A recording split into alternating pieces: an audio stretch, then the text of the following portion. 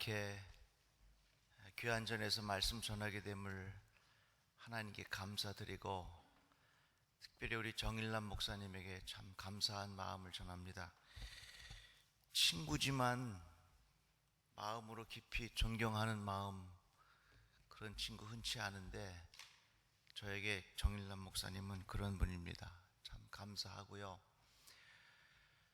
참 와보니까 좋으네요. 오늘 제가 이 큰 산한 내가 무엇이냐 이 말씀으로 여러 번 말씀을 전했는데, 오늘처럼 이렇게 성가대가 큰 산한 내가 무엇이냐로 찬양한 교회는 처음입니다. 너무너무 감사하고요. 참 찬양을 들으면서 오늘 설교 안 해도 되겠다 그 생각했어요. 너무너무 감사하고요. 이 시간에 우리 찬양을 한 곡 같이 불렀으면 좋겠는데, 반주자가 어디 계시죠? 네, 저기 가서 하시나요? 예. 제가 요즘에 이 찬양이 너무너무 좋아서요, 우리 같이 찬양을 좀 불렀으면 좋겠어요. 목적도 없이 나는 방황했네. 잘 익숙하지 않아도 금방 익숙해질 수 있을 겁니다.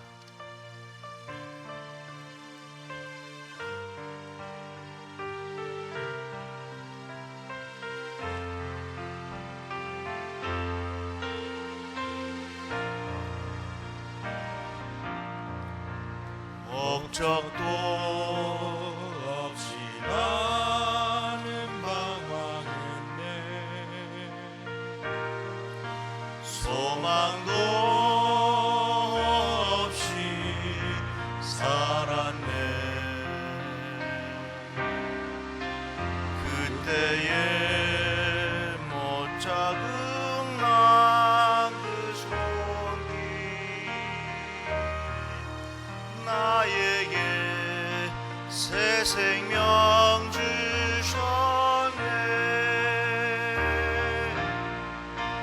험한 십자가에 능력 있네. 거기서 나의 삶이 변했네. 찬양하리 주 이름 영원히. 주의 십자가 능력 내. 나는 믿네 갈보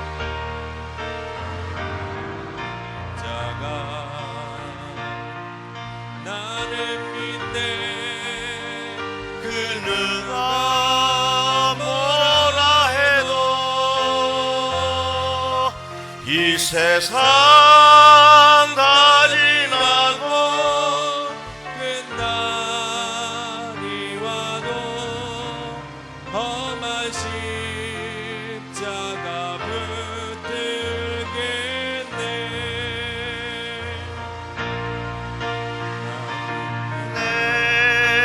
갈보리 언덕 십자가 나는 믿네.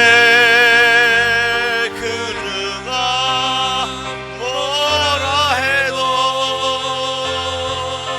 이 세상 다 지나고 끝날이 와도 험한 십자가 붙들겠네.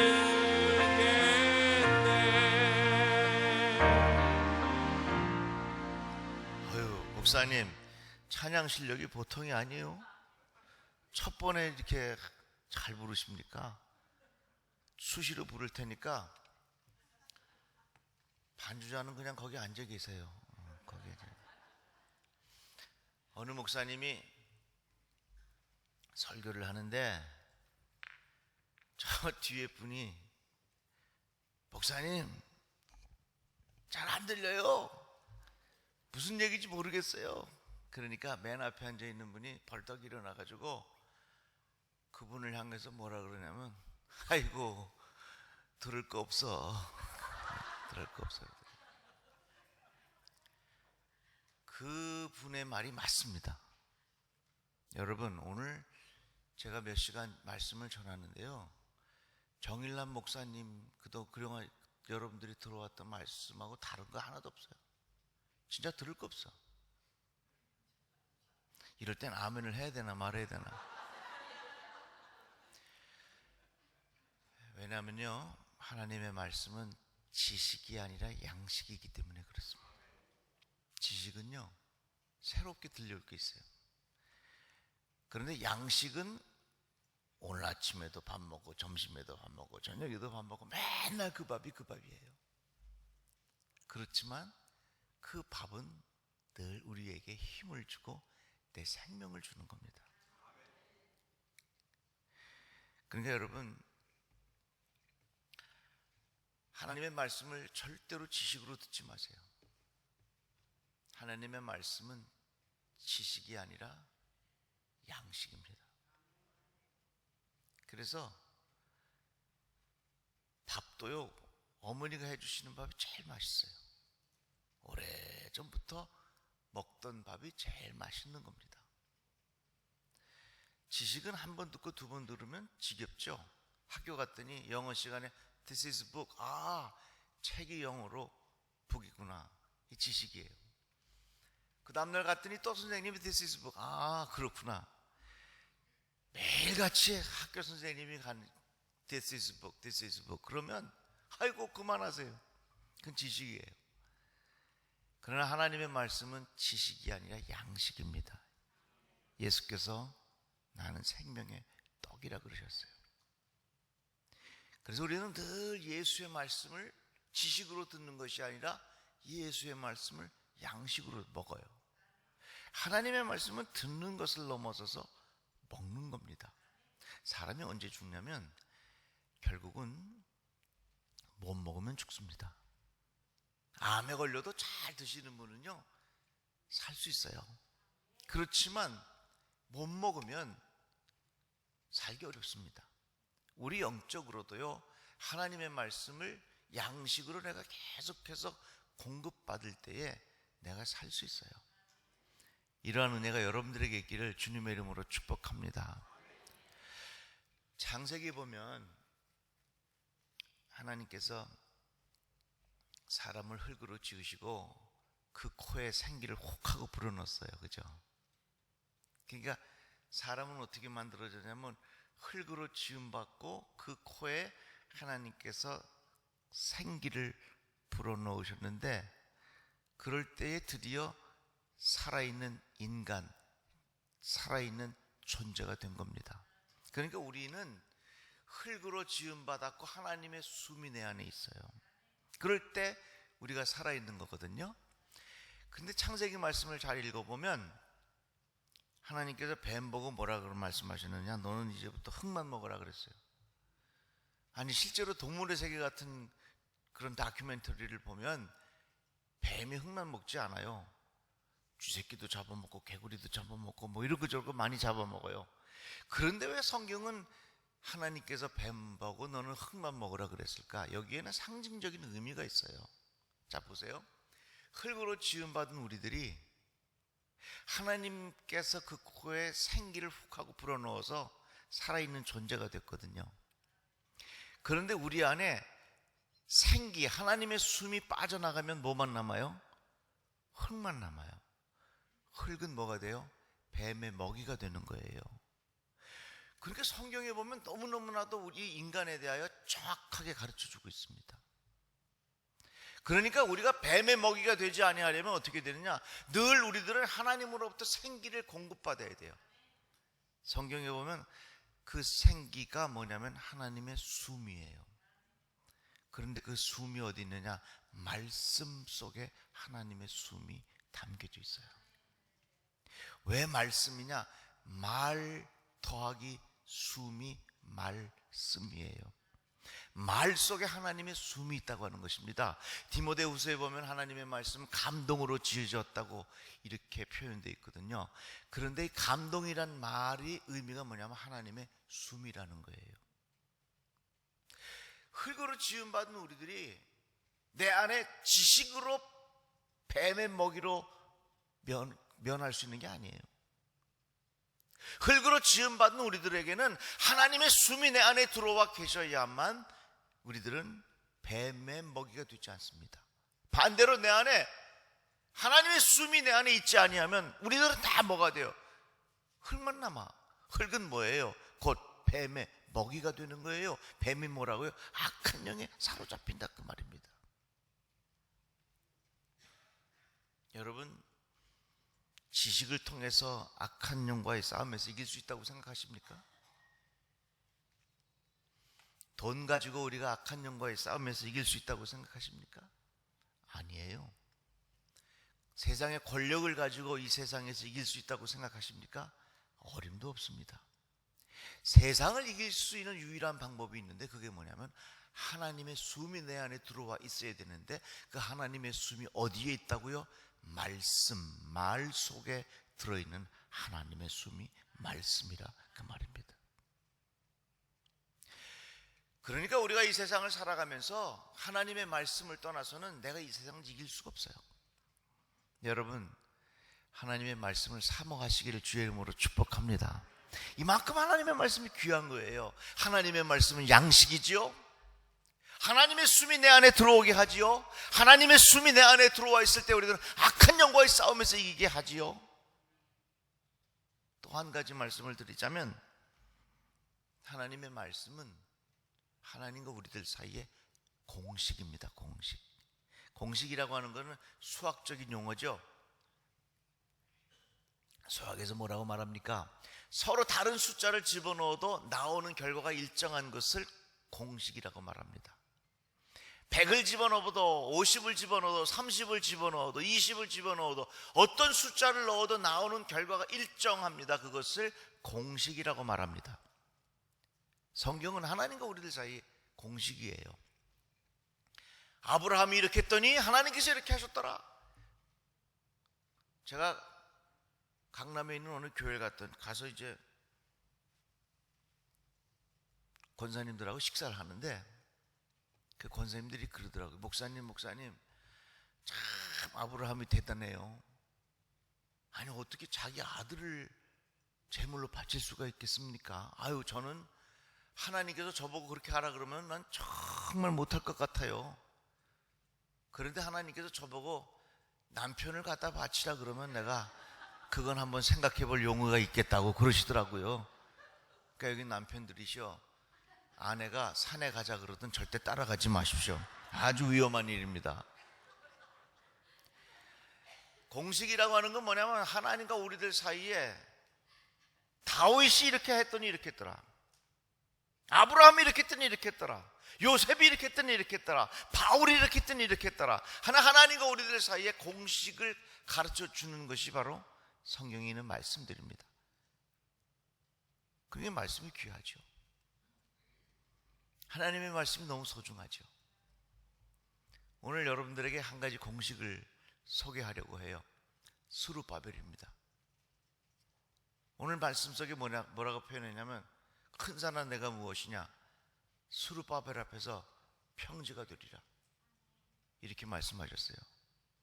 스룹바벨은 누구냐면 이스라엘 백성이 바벨론의 포로로 잡혀갔다가 이제 다시 그 이스라엘 백성이 귀환하게 됩니다.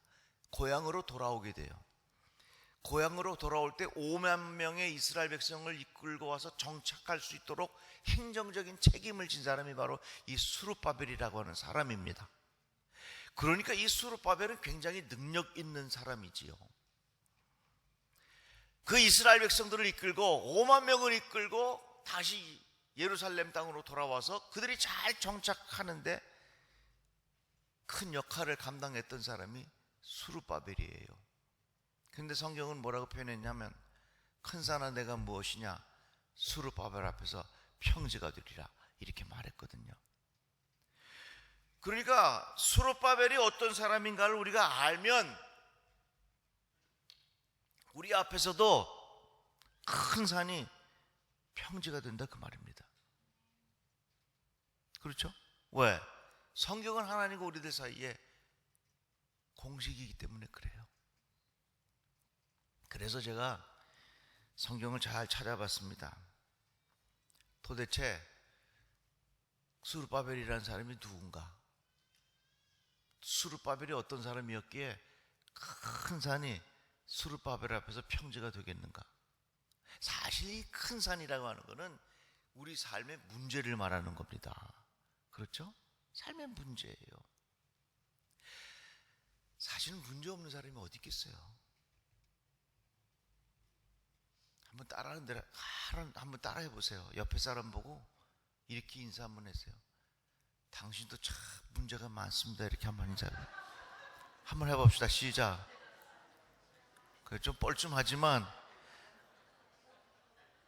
사실은 문제 없는 사람이 어디 있어?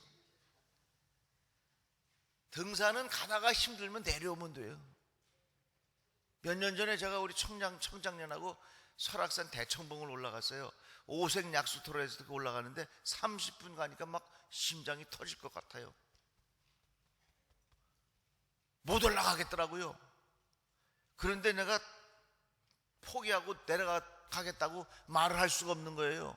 근데 제 아내가 같이 갔는데 제 아내가 저보고 내 손을 꼭 붙잡더니 심장이 터질 것 같다 그러더라고요. 근데 그 얘기를 왜 그렇게 조그맣게 하는 거예요? 그래서 내가 다시 좀 얘기해보라 하더니 심장이 터질 것 같다. 그래서 내가 청장년들을 불렀어.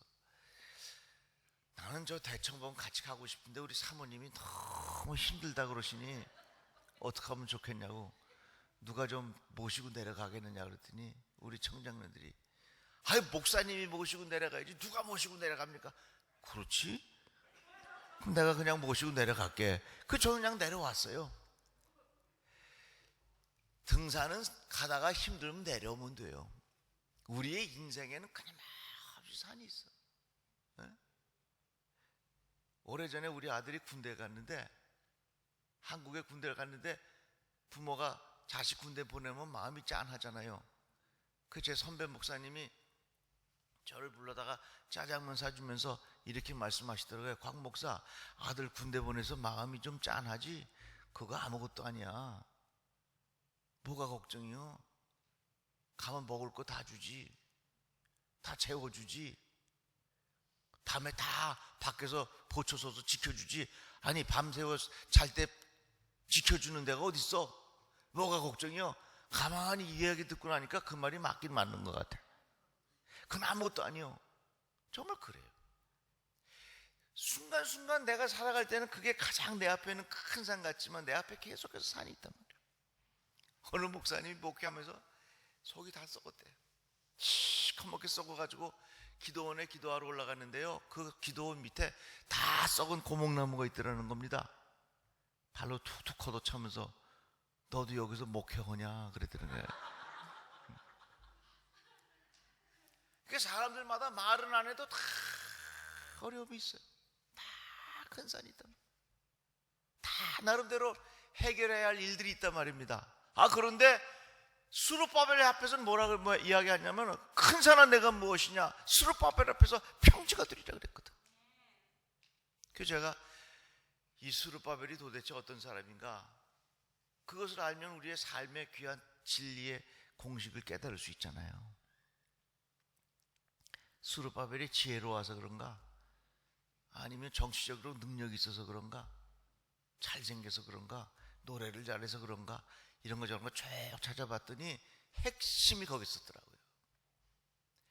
예루살렘으로 돌아와서 무너진 성전을 볼 때에 이 스룹바벨의 마음에 너무 괴로운 거예요.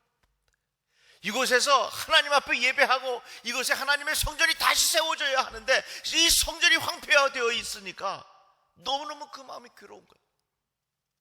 스룹바벨은 어떤 사람이었냐? 한번 따라해 볼까요? 영적인 부흥을 갈망하는 사람. 다 같이 아멘. 이 스룹바벨의 마음속에는 영적인 부흥을 갈망했던 사람이라 그 말입니다. 우리도요, 영적인 부흥을 깊이 갈망하면 큰 산이 평지가 되는 은혜를 우리에게 주실 줄로 믿습니다. 다 같이 아멘. 다 같이 아멘. 이게 공식이더라고요. 우리 아들이 장가만 가면 모든 문제가 해결될 것 같다고 생각하지요? 아니에요. 우리 인생은 갈수록 태산인 거예요. 연세 많이 드신 분들은 아마 그것을 많이 실감하시겠죠. 그렇기 때문에 내 앞에 있는 큰 산을 넘었다고 해서 절대로 해결되지 않아요. 우리 인생은 끊임없이 내 안에 이 큰 산이 해결되지 않는다는 겁니다. 왜 해결되지 않느냐? 하나님께서 사람을 지으실 때요, 내 마음속에 영혼을 사모하는 마음을 주셨어요. 한번 따라해볼까요? 영혼을 사모하는 마음. 다시 한번, 영원을 사모하는 마음. 그게 영혼이요. 우리 안에는 영원한 하나님이 내 안에 들어와 계셔야만 해결이 돼요. 그러니까 내 앞에 여러 가지 산이 있다고 해서 이 문제 해결하고 이 문제 해결했다고 해서 근본적으로 내 마음의 문제가 해결이 안 되는 거예요. 왜? 하나님께서 우리들에게 무엇을 주셨느냐? 영혼을 사모하는 마음 주셨다고 전도서에서 말씀하고 있거든요. 그건 뭐냐면 영혼이에요. 영혼이라는 것은 영혼을 사모하는 마음이기 때문에 이 세상에 어떤 문제가 해결이 됐다고 해서 내 마음의 문제가 해결이 되지 않아요. 공산주의 이론을 만들었던 마르크스가 동물들을 가만히 보니까 이 동물들은 먹는 것만 같이 다 나눠 먹으면 안 싸워. 그래서 사람들 사이에서도 똑같이 분배가 돼서 먹는 문제가 해결이 되면 인류의 평화가 오겠구나 생각해서 만든 이론이 공산주의 이론이에요. 그런데 마르크스 이론은 틀렸어요. 왜냐하면 마르크스는 사람이 누구인가를 놓쳤어요. 동물들은 똑같이 먹을 것 나눠주면 그들은 싸우지 않아요. 그러나 사람은 똑같은 것을 가지고 있어도 내 안이 채워지질 않아요. 왜? 사람들의 마음에는 영혼을 사모하는 마음, 영원한 그릇이 내 안에 있기 때문에 저 사람하고 나하고 똑같이 가져도 내 안에 만족함이 없어요. 그래서 내 힘을 가지고 옆에 있는 사람 걸 빼앗아 가려고 해요. 그러니까 마르크스가 가지고 있었던 이론은 그럴듯한 이론이었지만 인간이 누구인가, 사람이 누구인가, 인간의 영혼이라고 하는 것을 놓쳤기 때문에 그의 이론은 틀린 거예요. 요즘에 강아지들 팔자가 참 좋습니다.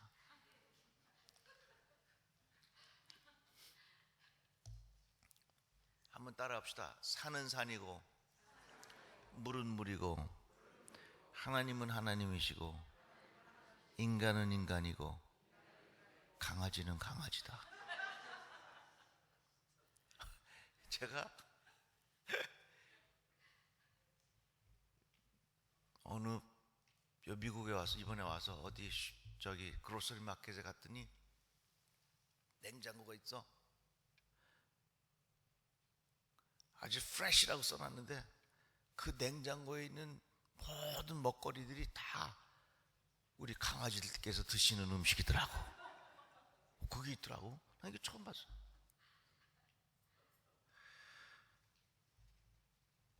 한국에 강아지 유치원이 있는 거 아세요? 네, 강아지 유치원이 있어요. 강아지들이 유치원 다녀.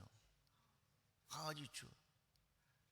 그래가지고 어느 강아지를 유치원에 보냈는데 그 강아지가 자꾸 물고 뜯고 싸우는 거예요. 그래가지고 강아지 선생님이 그 강아지 주인 엄마라고 불러. 그 강아지 엄마한테 전화해서 댁에 집에 있는 댁에 강아지를 좀 더 이상 우리 유치원에 보내지 말고 데려가 달라고. 자꾸 싸워서 안 되겠다고. 그래가지고 이 강아지 엄마가 촌지라 그래. 촌지 아세요? 돈봉투를 딱 해가지고서 그 강아지 선생님한테 가서 주고 온 거예요. 몇 달 후에 그 강아지가 스쿨버스에서 내리는데 목걸이를 하나를 딱 차고 내리는데 반장 이라고 내리더래요.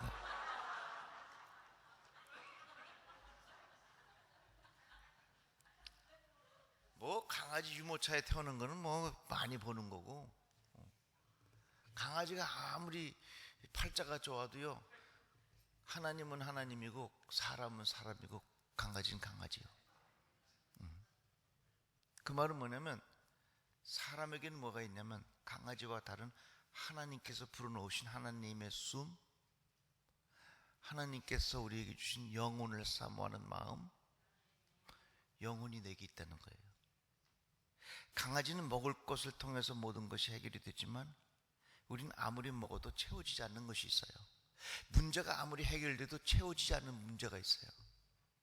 그렇기 때문에 내가 이 문제가 해결이 됐다고 해서 절대로 내 안에 문제 해결된 게 아니에요. 반드시 우리들은 어떻게 되냐, 내 안에 영적인 부흥이 일어나야 큰 산이 평지처럼 보여지는 거예요. 다 같이 아멘. 요즘 세상이 얼마나 편리합니까? 아유, 내비게이션 참 좋아요. 우리 한국의 내비게이션은요, 버전이 여러 가지 있어요.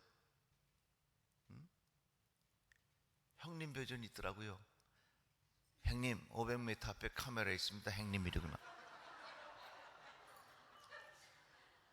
형님 500m 앞에서 우회전 하십시오. 형님 이러고.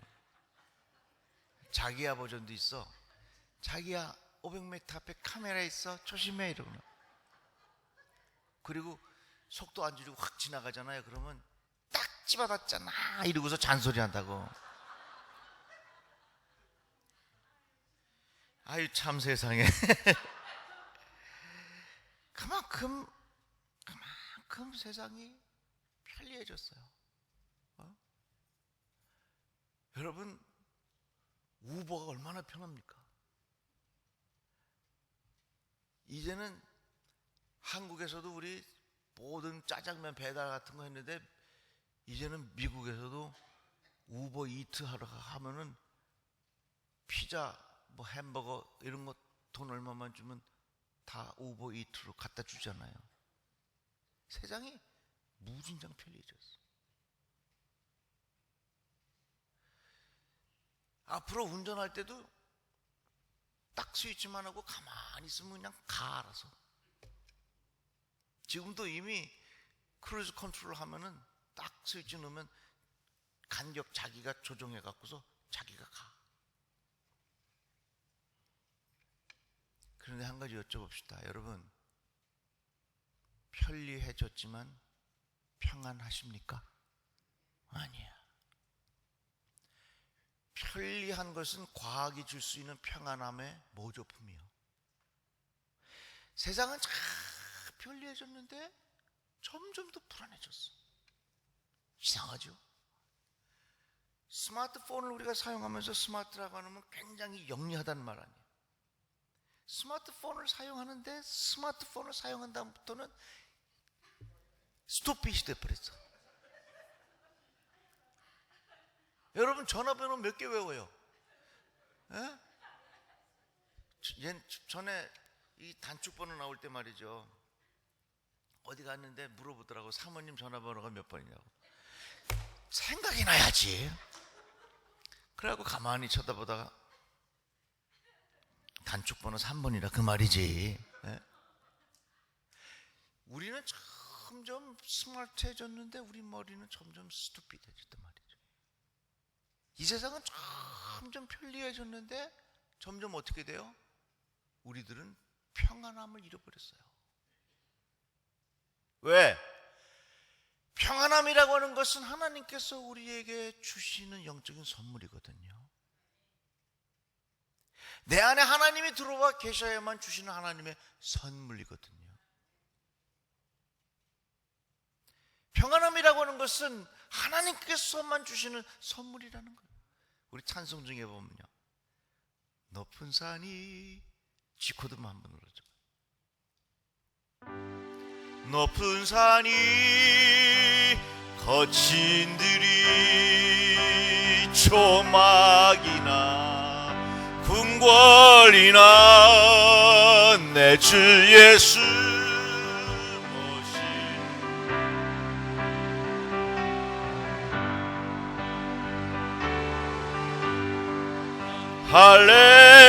할렐루야 찬양하세 내 모든 죄 사함 받고 주 예수와 동행하니 그 어디나 하늘나라. 아멘. 왜 세상은 자꾸 편리해졌는데 왜 우리들은 더 불안함이 많아졌을까? 이건요, 답이 정확하게 나와 있어요. 하나님께서 우리들의 마음속에 영혼을 사모하는 마음을 주셨는데 이 세상 어떤 과학적인 방법을 통해서도 그것은 해결이 안 되는 겁니다.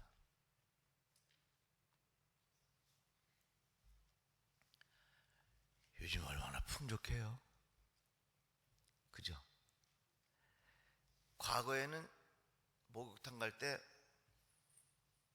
그 빨간색 이쁜이 비누 하나만 가지고 갔어. 그죠? 그런데 요즘에는요, 목욕탕 가는 아주머니들 보면 이 바구니에 하나 가득 가져가.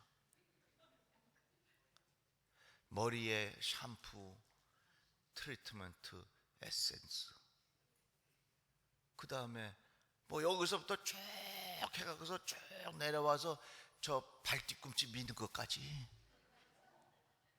아주 목욕 도구 하나 가득이요. 근데 서울 우유는 왜 가져가나 모르겠어. 하나 가득이요. 전에는 라면 종류가 한 가지밖에 없었잖아요. 근데요, 요즘에 슈퍼에 가보세요. 라면 종류가 얼마나 많아요. 너무 많아요. 제가 한동안은 짬뽕면이 좋아가지고서 참 좋아했는데, 야, 짬뽕면도 얼마나, 불짬뽕, 진짬뽕, 뭐 무지장 많아.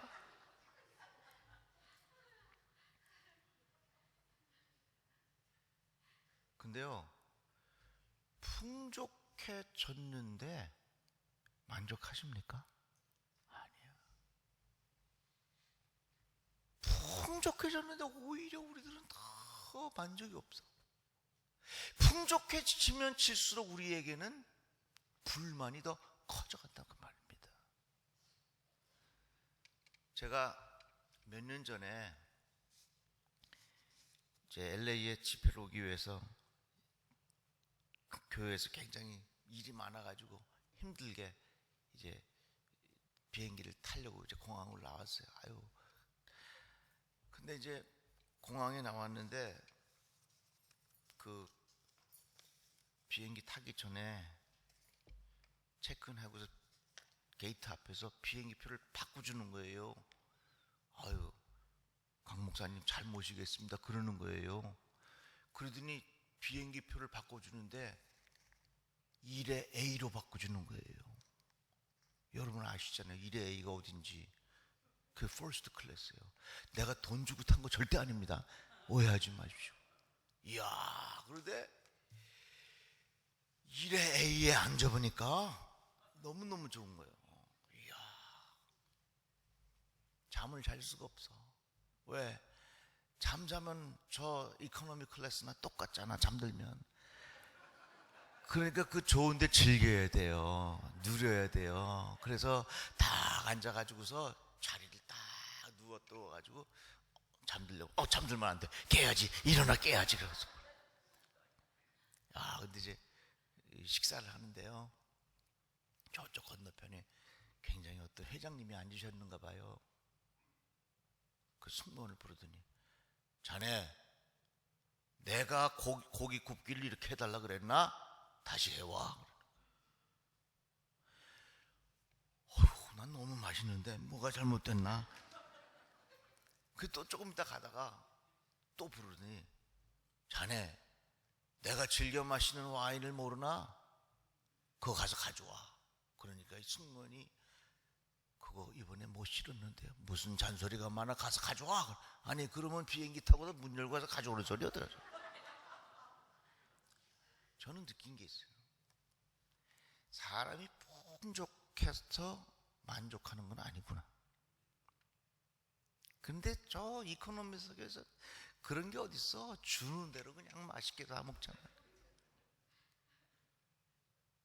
왜 그럴까요? 풍족한 거하고 만족한 거하고는 달라요. 하나님께서 우리들의 마음속에 영혼을 사모하는 큰 그릇을 주셨는데 여기에 우리가 물건을 가지고 쌓아놓는다고 해서 해결이 되는 게 아니라는 거예요. 그러니까 풍족한 것은 이 세상에 줄 수 있어도 만족이라고 하는 것은 하나님께서 주시는 선물이라는 겁니다.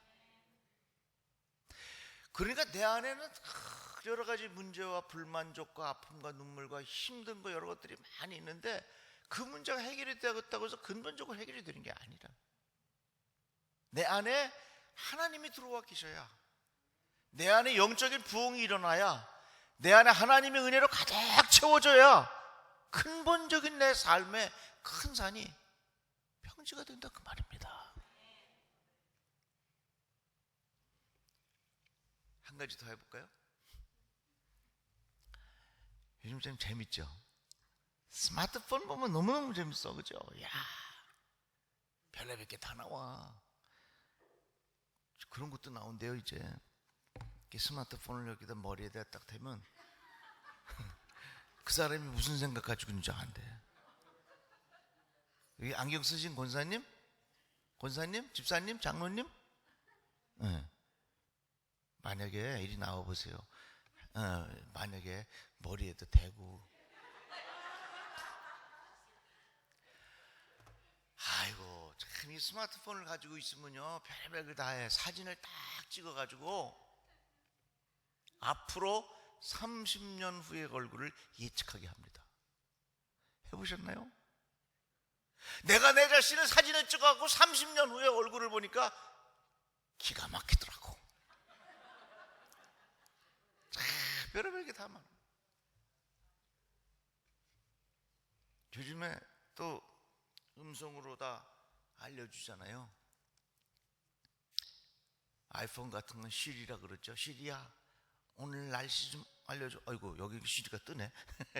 오늘 날씨 좀 알려줘. 그러면 오늘 날씨 알려줘. 그러면 얘가 빙글빙글 돌다가 오늘 날씨는 30도 되겠습니다.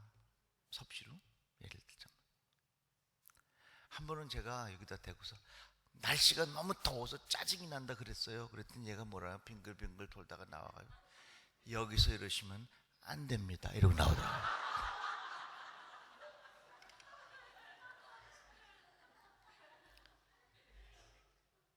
참 세상이 재밌어졌는데 정말 내 안에 기쁨이 있나요?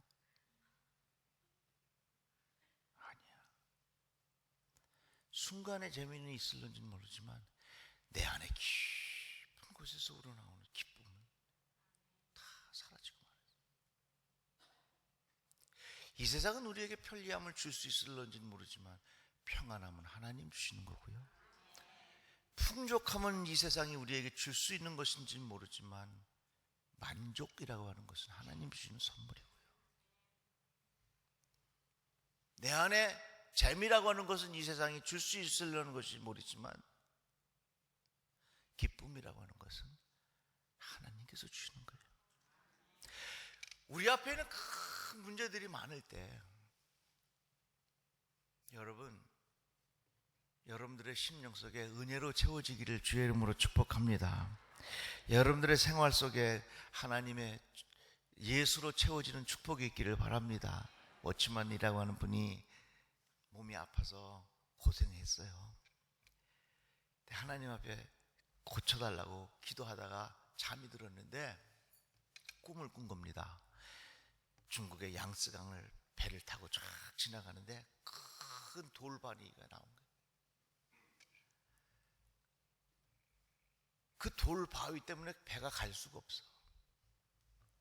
그래서 워치만리가 하나님 저 바위 좀 어떻게 없애주세요. 그랬더니 하나님께서 꿈속에서 저 바위를 없애줄까 아니면 물을 더 높이 해서 네가 그 위로 배를 타고 지나갈래? 그러니까 어찌만 네가 하나님 물을 더 많이 부어주셔서 내가 그 위로 지나갈게요. 그것을 깨달았다는 겁니다.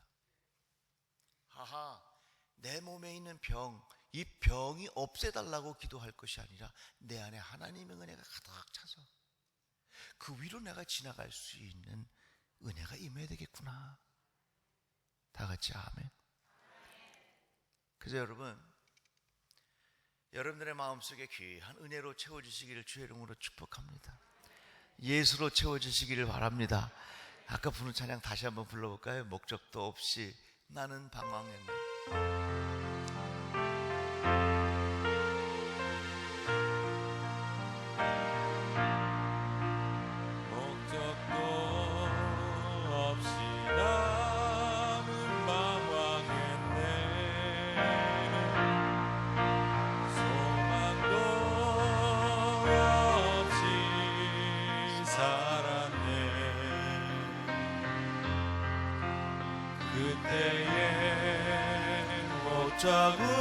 자국난 그 손길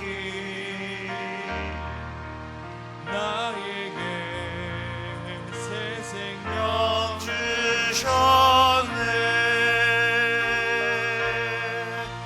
험한 십자가에 능력 있네. 거기서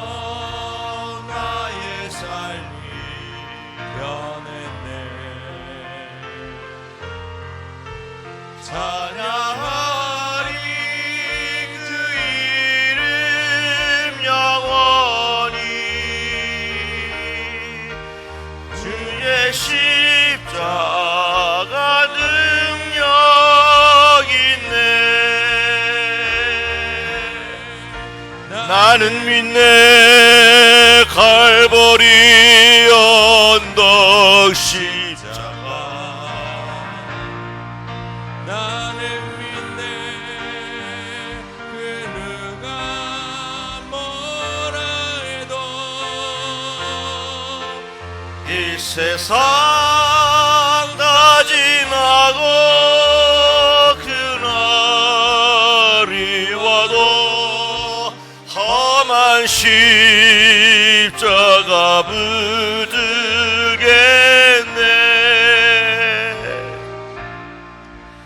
험한 십자가에 능력 있네.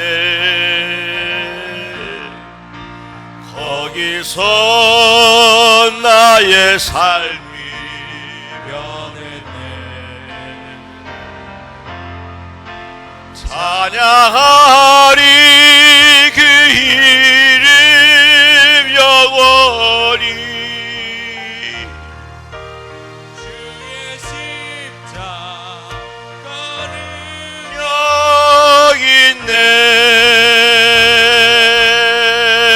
나는 믿네 갈보리 언덕 십자가. 나는 믿네 그 누가 뭐라 해도 이 세상 다 지나고 그날이 와도 험한 십자가 붙들겠네.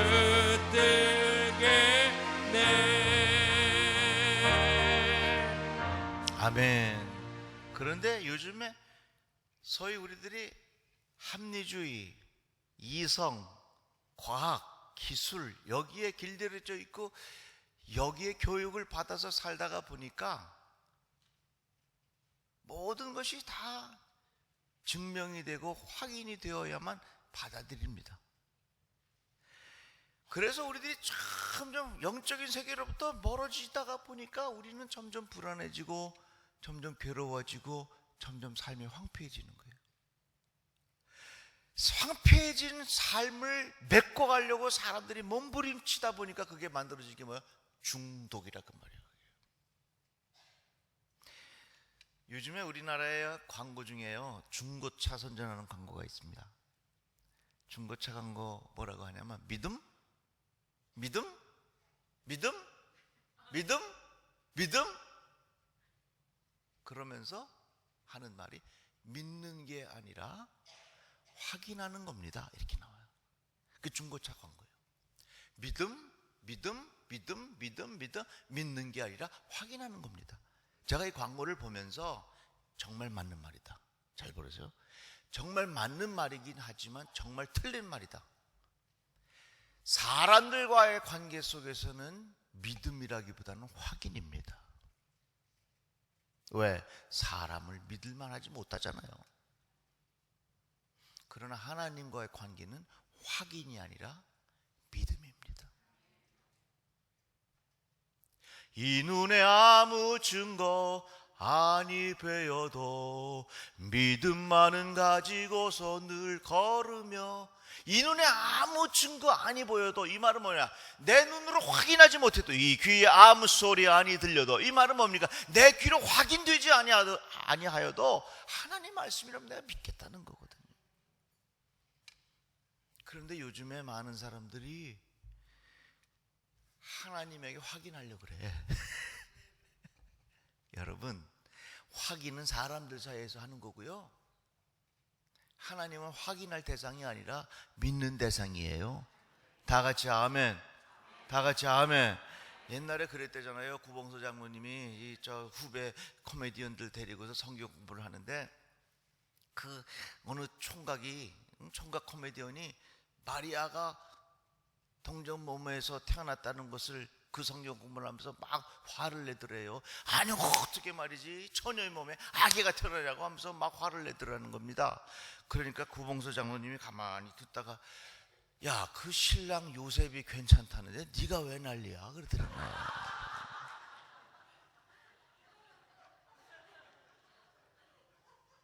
여러분, 신앙을요, 하나님과의 관계를 확인하려고 그러면 피곤해. 어느 신학자는 확인하려고 하는 생각을 가지고 있는 사람들에게 맞추어서 신학을 풀었습니다. 그래서 성경에 있는 모든 신비적인 요소들, 성경에 있는 모든 하나님께서 초능력인 사건들을 다 뺐어. 예를 들자면 예수께서 물 위를 걸어가신 것은 그때 갑자기 추워가지고 얼음 위를 걸어가신 거다. 여러분, 그것으로 확인은 됐을런지는 모르지만 믿음은 다 떨어진 거예요. 요즘에 많은 사람들이 과학적인 것, 합리적인 것, 기술 이런 것들에 길들여져 살다가 보니까 하나님과의 관계 속에서도 확인하려고 되더라.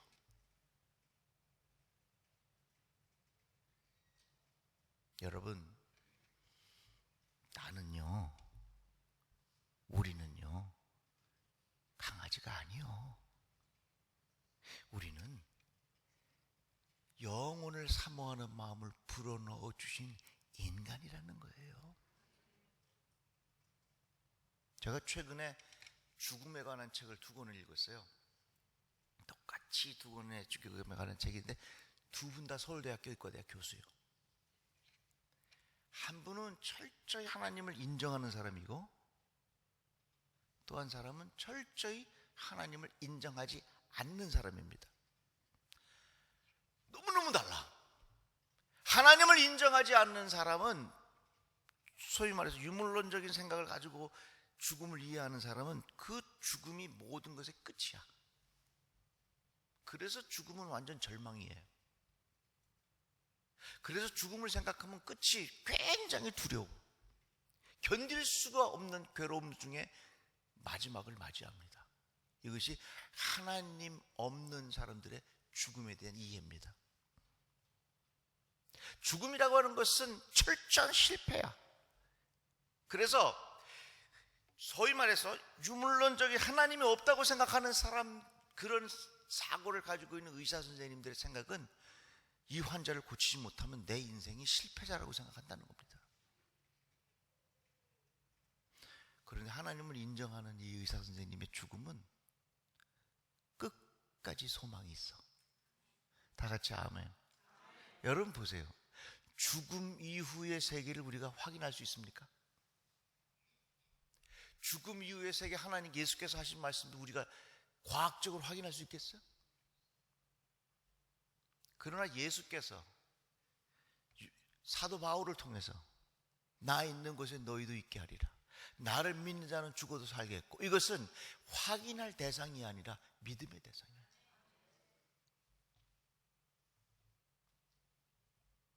그러니까 여러분, 이 세상을 나는 인간이라는 생각을 깊이 생각하고 내 마음속에 영혼을 사모하는 마음을 하나님께서 주셨다는 이런 확신이 우리에게 있기를 주님의 이름으로 축복합니다. 다 같이 아멘. 인생의 근본은요, 결국은 하나님과의 단절이에요. 하나님을 떠난 거예요. 성경을 잘 읽어보세요. 다 그 내용입니다. 어떤 사람이 술이 취해가지고서 가로등 밑에서 열쇠를 찾고 있는 거예요. 그 경찰이 지나가다가 여기 뭐 하느냐고, 하나의 열쇠를 잃어버렸는데 열쇠를 찾아야 집에 들어가죠 하면서 그 가로등 밑에서 열쇠를 막 찾고 있어요. 그러니까 경찰이 한참 찾아주다가도 열쇠가 안 나오거든요. 그러니까 이 경찰이 물었습니다. 여기서 잃어버린 거 맞냐고. 그랬더니 이 사람이 술 취해갖고 하는 말이, 아니요. 어디서 잃어버리냐? 저기 캄캄한 데서 잃어버렸다고. 그 왜 여기서 찾냐고. 저기 너무 캄캄하고 여긴 환해서 환한 데서 찾는다는 거 얘기야. 바보죠. 우리가 성경을 잘 보고 이 시대를 잘 보면 우리가 어떻게 살아야 되는지 알게 돼요. 우리의 삶은 끊임없는 문제들이 있어요. 우리는 그 문제가 해결이 되기를 위해서 기도해야지요. 그러나 그것의 근본의 문제는 내 안에 영적인 부흥, 하나님의 은혜로 가득 채워질 때, 다 같이 아멘. 큰 산이 편지가 되는 은혜를 우리에게 주실 줄로 믿습니다. 우리의 찬양 다시 한번 불러볼까? 험한 십자가의 능력 있네.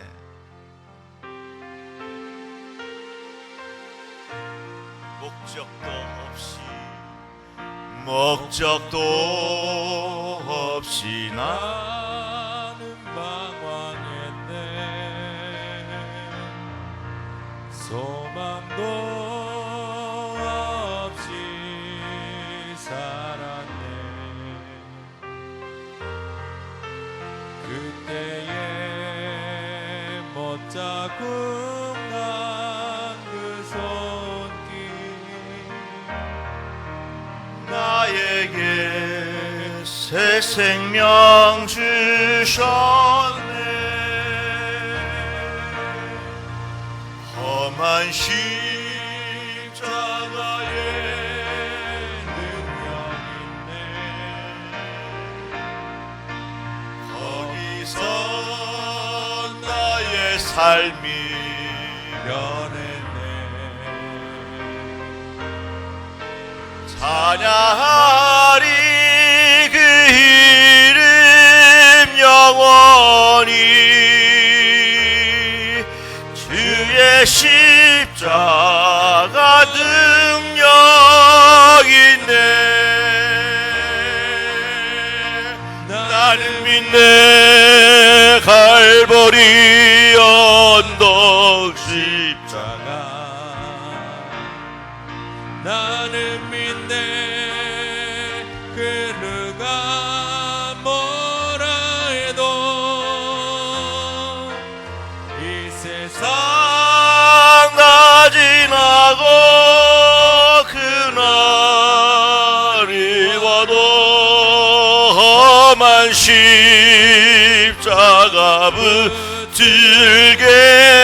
험한 십자가의 능력 있네. 험한 십자가의 능력 있네. 거기서 나의 삶이 변했네. 찬양하리 그 이름 영원히. 주의 십자가는 여기네. 나는 믿네. 나는 믿네. 갈보리 언덕 십자가 나는 믿네. 그 누가 뭐라 해도 이 세상 다 지나고 끝날이 와도 험한 십자가 붙들겠네.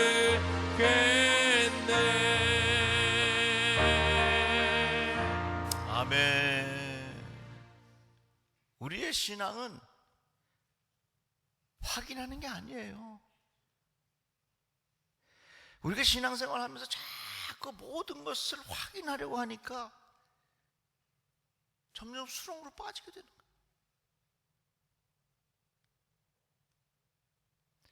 저는 이 가사 중에 어디가 제일 좋냐면 그 누가 뭐라 해도 나 여기가 제일 좋아. 야,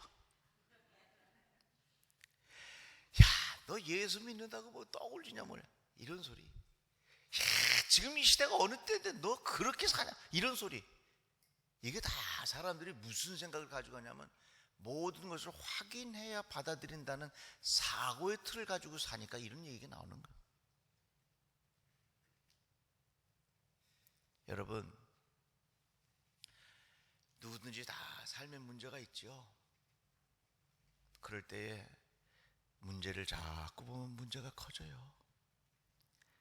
더욱더 우리가 주님 앞에 집중하셔서 우리 안에 영적 부흥이 일어나기를 바랍니다. 제가 캘리포니아에서 유학생활을 했었거든요. 제가 유학생활할 때 우리 이모님들이 오셨어요. 그래서 이모님들을 모시고 우리 아이 아주 어렸을 때 어디를 갔냐면 요세미 국립공원을 갔습니다. 그 요세미 국립공원에 가니까 뭐라고 써놨냐면 거기에 곰이 나오니까 조심하라고 써있는. 그래서 거기 먹는 것도 다 이게 쇠통에다가 철통에다가 집어넣어야 돼요. 한참 자는데 우리 이모님이 깨우는 거예요. 그러시면서 하는 말씀이 귓속말로 곰이 왔어, 곰이 왔어 그러는 거예요. 여러분, 저를 보세요. 제가 곰을 때려잡을 수 있을 것처럼 보이는가? 왜 웃으세요? 곰이 왔다는 거예요. 야, 우리 이모님이니까 다 여자분들이죠. 우리 아이들 참 어리죠. 남자는 나 혼자요. 그러니 내가 그 곰을 때려잡을 수 있겠습니까? 그래갖고서 한참 생각한 겁니다. 어떡하는가.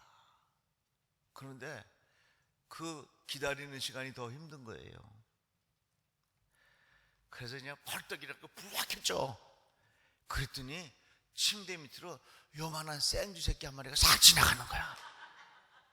글쎄 생쥐 한 마리가 들어와가지고 그 침대 밑에서 과자 봉지를 싹 요거 긁어먹고 있는데 우리의 생각 속에서는 그 생쥐를 다 곰으로 생각한 겁니다.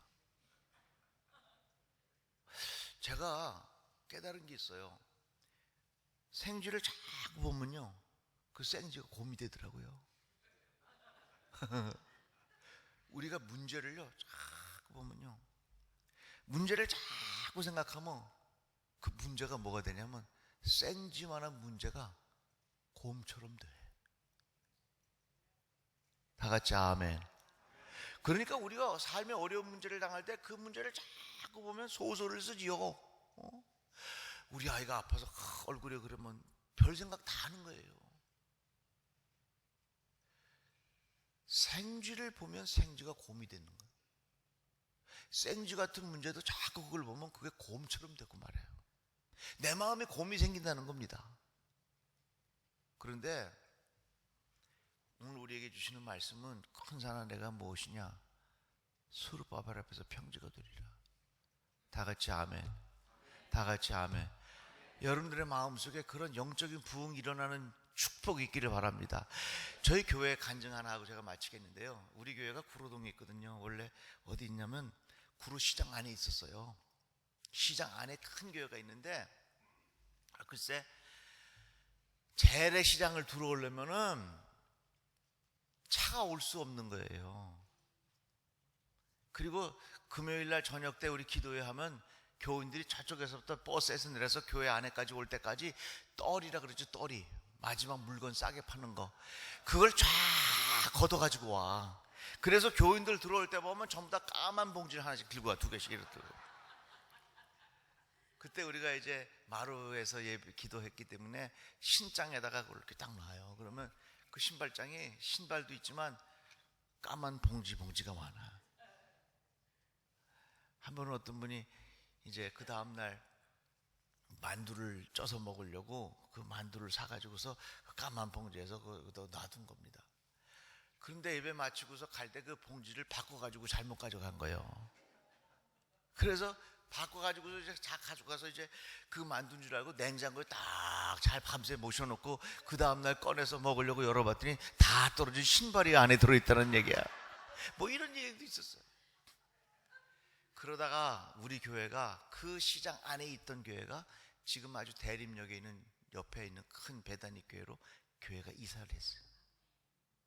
근데 IMF 때 그 이사를 하는 과정에서 우리가 그 시장 안에 있는 터가 팔려야 되는데 안 팔리는 거예요.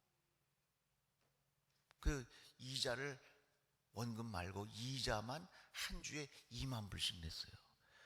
여긴 부자가 많은가 봐. 놀래지도 않아. 한번 놀래는 척이라도 좀 해보셨어요. 한 주에 이자만 2만 불씩 냈어요. 그렇지. 고맙습니다. 그러니까 주일 아침만 되면은 담임 목사가 교회 가기 싫으신 심정을 아시겠습니까? 너무 걱정이 돼가지고. 저거 구로시장 안에 있는 터가 빨리 팔려야 이게 되는데 100억이 넘게 팔리거든요. 이게 팔리는데 안 팔리는 거야. 그런데 제가 어느 날 강서구청을 지나가다가 보니까 강서구청 살빼기 대작전 해서 몇만 킬로 이렇게 써놨더라고요. 그걸 보는 순간 하나님께서 지혜를 주셨어요. 우리가 기도를 모아야 되겠구나. 그래서 7만 시간의 기도를 시작했습니다. 이건 어떻게 하는 거냐면 한 사람이 아무것도 안 하고 8년 동안 기도하는 시간이 7만 시간이에요. 주일 헌금하듯이 성도들이 지난 한 주간 동안 교회를 위해서 기도한 시간을 써서 내는 겁니다. 교회를 위해서 기도하는 시간 한 끼 금식했으면 그 금식한 기도에 한 끼에 1시간씩 써가지고서 내는 거예요. 찬양대에서 찬양대 연습하고서 찬양대 그 기도한 시간들을 내는 거예요. 그 찬양대가 한 120명 정도 됐는데 모여서 기도하면 거기서 10분씩 하면은 얼마가 1200분이 되잖아요. 그런 식으로 해서 기도의 시간을 쫙 모아가는 거예요. 근데 제 마음속에 기도하는 중에 7만 시간 정도 모아지면 어떤 역사가 일어날 것 같아. 하나님께서 그런 마음을 주시더라고요. 근데요 여러분, 목회자에게는 하나님께서 주시는 마음이 있어요. 그것을 여러분들이 존중해 주셔야 됩니다. 우리 목사님께서 기도하고 하나님께서 주신 마음이 있으면 그것을 성도들이 잘 마음을 모아서 그것이 잘 이루어지도록 해야 됩니다. 그래서 내가 기도하는 중에 어떤 마음 하나님 주시냐면 7만 시간이 모아지면 어떤 역사를 우리의 눈으로 보게 되리라 하는 확신이 생기는 거예요. 그래서 저는 그냥 마음 하나님 주시면 그대로 하거든요. 그래서 주일날 여러분 하여튼 7만 시간 모아지면 하나님께서 하시는 일을 우리 눈으로 보게 될 것입니다. 그렇게 제가 선포를 했어요. 그리고 이제 기도가 쫙 모아지는데 매일 저녁에 막 몇백 명씩 모여서 기도하고 말이죠. 하는데 종료주일, 부활주일 전 종료주일 되니까 7만 시간이 딱 찼어요. 월요일부터 뭐가 시작되냐면 고난주간이 시작되는 거예요. 제가 뭐라 그랬어요? 7만 시간 차면 하나님께서 하시는 일을 눈으로 보게 되리라. 월요일날 화요일날 아무 소식도 없는 거예요. 왜? 그건 뭐냐면 결국은 저 시장 안에 있는 땅이 잘 매각이 되기를 바라는 그런 기도를 가지고 한 거거든요. 성령님께서 전화하시네. 네. 근데 월요일, 화요일, 수요일, 목요일 날 때도 아무 소식이 없는데 금요일 날 딱 됐는데요. 우리 구에 있는 구청장님이 전화를 하셨어요. 저한테 직접. 광 목사님, 그 시장 안에 있는 그 예배당 부지를 저희 서울시에서 매입하려고 하는데 저희 시에다가 그것을 넘기실 의향이 있으십니까? 이러고서 전화가 온 거예요. 이야, 그래서 내가 구청장님한테, 구청장님 고맙습니다. 사실은 우리가 이사하고 빚이 많고 그게 잘 팔려야 또 문제가 해결되기 위해서 이게 빨리 돼야 되는데 구청장님 제발 좀 그 땅 좀 빨리 좀 사가 주십시오. 제가 이렇게 말을 할 수가 없잖아요. 나도 체면이 있지.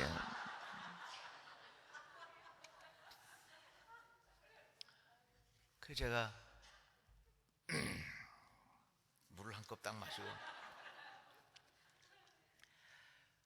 그동안 우리 교회에서 기도하던 그 땅이 지역 주민을 위하여 사용된다면 나쁘지 않다고 봅니다. 이거 너무 중요한 일이니까 그래도 우리가 한번 회의를 한번 해야 하는데, 그러실래요? 그럼 나중에 얘기하십시오 하고 탁 전화 끊어버리면 안 되잖아요. 그렇지만 그것은 내가 알아서 하겠고, 그래도 구청장님 이거 뭐 우리가 주민을 위하여 양보하겠습니다, 뭐 이런 식으로. 그러면 지금 우리 장로님 한 분 보내드릴 테니까 확인서라도 도장 하나 찍어 주십시오. 그래서 확인서를 받아 갖고 와서, 확인서의 내용이 뭐냐면 우리 그 땅을 다 사겠다고 하는 확인서예요. 제가 그 확인서를 붙잡고 덩 신도시 춤을 췄어요. 여선교 회장님 오라 그랬어요. 이런 일이 있으니까 너무너무 기쁘다고, 우리 이번 부활주일날 떡 해먹자고. 여선교에 돈 있냐고 그랬더니 없대. 그럼 우리 교인들 떡 해먹으려면 얼마나 필요하니까 쌀이 12가마가 있어야 된대. 그래도 빚내갖고 해먹자고. 그래서 제가 거기다가 뭐라고 썼냐면 부활하신 기쁨의 떡, 기도하신 수고의 떡, 그래가지고 쌀을 12가마니 해서 온 성도들이 그 떡을 다 같이 나눠 먹었어요. 저는 거기서 깨달은 게 있어요. 삶에 문제가 있을 때에 하나님이 원하시는 것은 우리 안에 있는 영적 부흥이에요. 우리 안에 영적 부흥이 일어나야 큰 산이 평지가 되는 거예요. 스룹바벨을 통해서 우리에게 주신 하나님과 우리 사이의 공식이라고 하는 겁니다. 이 말씀은 지금도 우리에게 유효한 하나님과 우리들 사이의 공식이에요. 여러분, 우리는 끊임없이 인생에 크고 작은 문제들이 계속 있을 겁니다. 누구에게 큰 산이 평지가 된다고요? 영적 부흥을 사모하는 심령 속에 하나님께서 큰 산이 평지가 되게 하신다고 약속하신 겁니다. 여러분들의 마음에, 여러분들의 심령 속에 하나님의 은혜로 채워지는 축복이 있기를 바랍니다. 여러분들의 심령 속에 예수로 채워지는 그런 은혜가 있기를 주의 이름으로 축복합니다.